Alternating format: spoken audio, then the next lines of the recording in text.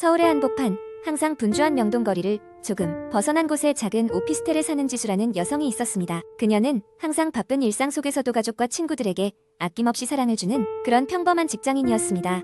혼자 사는 것이 익숙해진 그녀였지만 어느 날부턴가 이상한 일들이 하나둘 나타나기 시작했습니다. 첫 번째로 일어난 일은 밤늦게 이어폰에서 이상한 소리가 흘러나온 것이었습니다. 평소 즐겨 듣던 플레이리스트가 끝나고 갑자기 이상한 노이즈와 함께 낯선 남자의 목소리가 들리기 시작했습니다. 그는 속삭이는 듯 조용히 말했습니다. 혼자가 아니야. 지수는 너무 놀라서 이어폰을 휙 빼버렸고 그날 밤은 무서워서 잠을 잘 수 없었습니다. 며칠 후 지수는 주말을 맞아 집을 깨끗이 청소하기로 마음먹었습니다. 침실 서랍을 정리하던 중 그녀는 집주인에게 받은 계약서와 함께 이상한 기억이 떠올랐습니다. 그녀가 처음 입주했을 때 만났던 집주인은 나이가 지긋하고 무뚝뚝한 할머니였는데 인상이 너무 강해서 잊혀지지가 않았습니다. 그런데 이상한 점은 그녀가 이사를 온 이후 그 할머니를 다시는 본 적이 없다는 것이었습니다. 다음 날 그녀는 근처 카페에서 이웃 사람을 만났고 자연스럽게 그 할머니에 대한 이야기를 꺼냈습니다. 그러자 그의 얼굴이 갑자기 어두워지면서 이렇게 말했습니다. 혹시 그분의 이야기를 들었나요? 그 할머니는 몇 년 전에 이미 돌아가셨어요. 누구를 본 건지 모르겠지만 아마도. 이 말을 듣고 지수는 등골이 오싹했다. 그날 밤 지수는 피곤한 하루를 마치고 침대에 누웠습니다. 잠에 들었는데 꿈에서 그녀는 그 할머니를 다시 만났습니다. 할머니는 무표정한 얼굴로 지수를 바라보며 뭔가 말하려는 듯 입을 열었습니다. 이 집에는 나쁜 기운이 있다. 나를 보고 두려워 안을 필요 없다. 그러나 조심해라. 꿈에서 깬 지수는 불안한 마음에 아파트 주변을 둘러보기로 했습니다. 특별히 눈에 띄는 건 없었지만 낡고 버려진 창고가 아파트 뒤에 있다는 것을 알게 되었습니다. 평소에는 별로 신경 쓰지 않았던 공간이었지만 이상하게도 호기심이 생겼습니다. 지수는 창고로 조심스럽게 다가가 문을 열었습니다. 먼지가 가득한 내부에는 오래된 가구와 함께 잊힌 물건들이 곳곳에 놓여 있었습니다. 그녀는 그곳 구석에서 낡은 사진 앨범을 발견했고 그 안에는 젊은 시절의 할머니와 낯선 남자의 모습이 여러 장 담겨 있었습니다. 그때 뒤에서 낮게 웃는 남자의 목소리가 들렸습니다. 드디어 찾았군. 깜짝 놀라 뒤를 돌아봤지만 그곳에는 아무도 없었습니다. 너무 놀란 나머지 지수는 앨범을 놓친 채 도망치듯 창고를 빠져나왔습니다. 불안이 커져가는 가운데 그녀는 단서를 찾기 위해 인터넷 커뮤니티에 도움을 요청했습니다. 얼마 지나지 않아 한 사용자가 메시지를 보냈습니다. 아마도 그 남자는 할머니 이올엔 원한이 될 거예요. 혼자 해결하려 하지 마세요. 지수는 결국 전문가의 도움을 받기로 결심하고 유명한 무당을 찾아갔습니다. 무당은 지수의 이야기를 듣고 나서 고개를 끄덕였습니다. 그 할머니는 당신에게 위험을 경고하고 있군요. 남자의 영혼은 이 집에 얽힌 무언가를 풀지 않는 한 떠날 수 없어요. 불안했던 지수는 무당의 도움을 받아 창고에 있는 오래된 물건들을 정리하고 할머니 사진을 정성스럽게 모셔두었습니다. 그리고 나서야 집안의 불길한 기운이 사라진 것을 느낄 수 있었습니다. 며칠 후 그녀는 다시 이어폰을 끼고 음악을 듣기 시작했습니다. 노이즈는 사라졌고 예전처럼 평안한 음악이 흘러나왔습니다. 다만 그녀는 여전히 그날의 꿈을 잊을 수 없었습니다. 혼자가 아니라는 그 속삭임이 이제는 그녀에게 위안이 된다는 것을 알게 되었기 때문입니다. 그렇게 지수는 믿기 어려운 경험을 통해 남들과의 소통과 연결의 중요성을 깨닫게 되었고 과거와 현재가 어떻게 연결되는지를 깊이 이해하게 되었습니다. 시간이 흐르면서 그녀는 다시 평범한 일상으로 돌아갔고 그날의 경험들은 차츰 잊혀졌습니다. 하지만 어딘가에선 그녀를 지켜보는 존재가 여전히 그녀를 응원하고 있음을 느낄 수 있었답니다.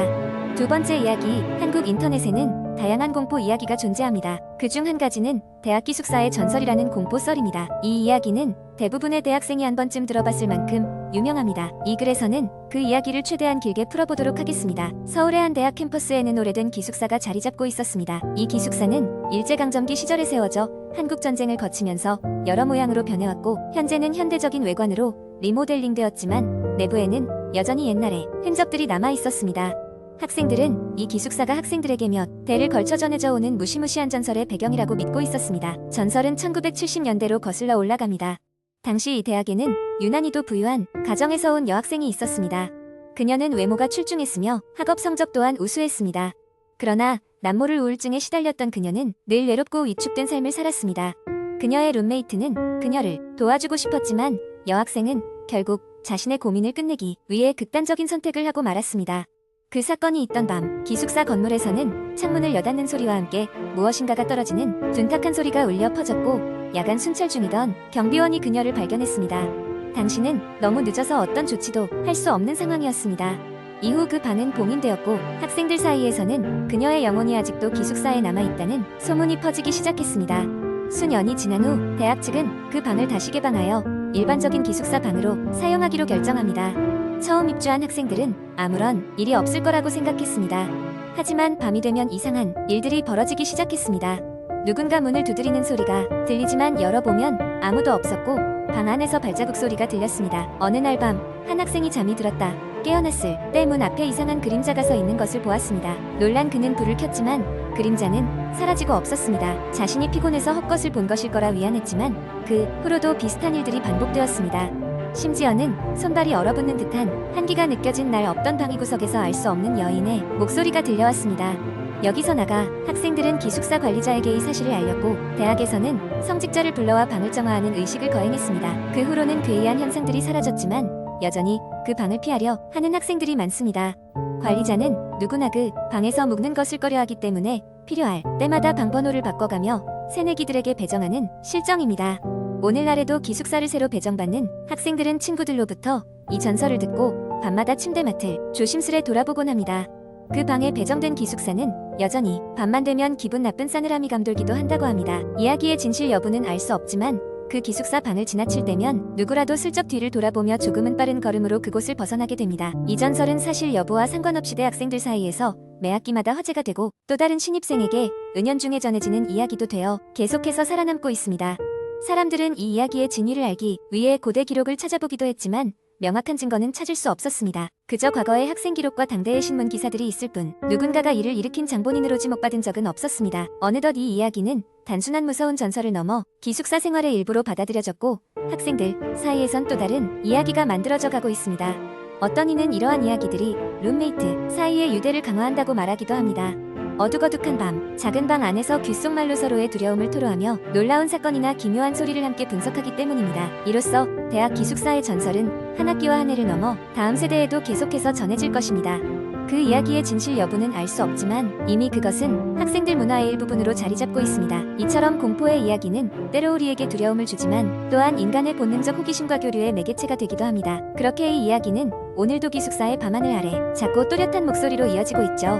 세 번째 이야기, 한국의 인터넷 커뮤니티에는 무수히 많은 공포 이야기들이 전해 내려오고 있습니다. 그 중에서도 가장 유명한 이야기 중 하나는 바로 폐가에서의 하룻밤입니다. 이 이야기는 몇 년 전 공포 커뮤니티에서 시작되어 지금까지도 많은 사람들 사이에서 회자되고 있습니다. 옛날 옛적 한 대학생 무리가 장난삼아 자신들의 귀신 용기를 시험해보기로 결심했습니다. 그래서 그들은 소문으로만 듣던 깊은 산속의 폐가로 향했습니다. 이곳은 수십 년 전 한 가족이 살았던 집이었으나 가족 전원이 한꺼번에 사망한 이후로 아무 도발을 들이지 않는 장소가 되었습니다. 도착하여 집을 둘러보니 집은 기본적으로 벽과 지붕은 남아있었지만 창문은 모두 깨져 있었고 그곳을 둘러싼 공기는 왠지 모를 차가운 기운이 감돌고 있었습니다. 친구들은 약간 겁이 났지만 서로를 격려하며 담력을 증명하기 위해 집에 들어갔습니다.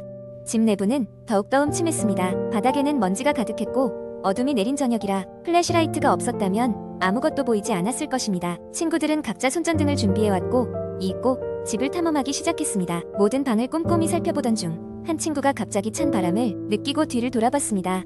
하지만 아무것도 보이지 않았습니다. 그 순간 갑자기 천장에서 이상한 소리가 나기 시작했습니다.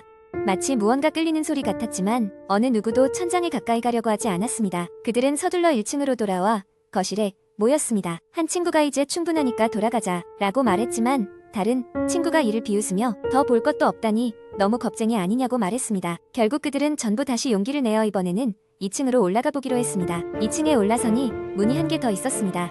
문을 열어보니 안에는 낡은 가구 몇 개와 벽에 걸려있는 오래된 초상화가 보였습니다. 초상화 속 사람의 눈은 이상하게도 보는 이의 시선을 따라오는 듯한 느낌을 주었습니다. 방 안은 이상하게도 다른 방들보다 훨씬 추웠고 왠지 모를 불안감이 엄습해왔습니다. 친구들은 서둘러 그 방을 나왔지만 그 방에서 계속해서 소름 끼치는 느낌이 따라오는 듯 했습니다. 그때 갑자기 문이 저절로 쾅 닫히는 소리가 나며 깜짝 놀랐습니다. 바람이 불어 문이 닫혔다고 믿고 싶었지만 아까부터 바람은 불지도 않았습니다. 결국 그들은 더 이상 견딜 수 있는 강심장이 아니었고 두려움에 휩싸여 서둘러 집을 빠져나가 차로 달려갔습니다. 그때 그들 중 한 명이 소리쳤습니다. 왜 우리 인원수가 늘어났어? 순간 모두가 뒤돌아보았고 그곳에는 처음 보는 한 여자가 서 있었습니다. 얼굴은 전혀 볼 수 없었고 그녀는 희미하게 웃고 있었습니다. 공포심은 극에 달했고 그들은 차에 뛰어들어가 전속력으로 산을 내려왔습니다. 이후 그들은 다시는 그 집 근처에 가지 않기로 결심했으며 그 경험은 그들 모두에게 영원히 지워지지 않는 트라우마로 남았습니다. 이 이야기는 읽는 이들에게 이상한 기분을 남기며 들을 때마다 뭔가 등골이 서늘해지게 만드는 매력이 있습니다. 그래서 지금까지도 많은 사람들의 마음속에 강력한 인상을 남기고 있는지도 모르겠습니다. 하지만 그날 밤 그 대학생들이 정말로 무엇을 보았는지는 아무도 알 수 없으니 단지 그들의 상상 속의 이야기일 수도 있습니다. 그러나 당신이 그 폐가에 직접 가보지 않는다면 말이죠.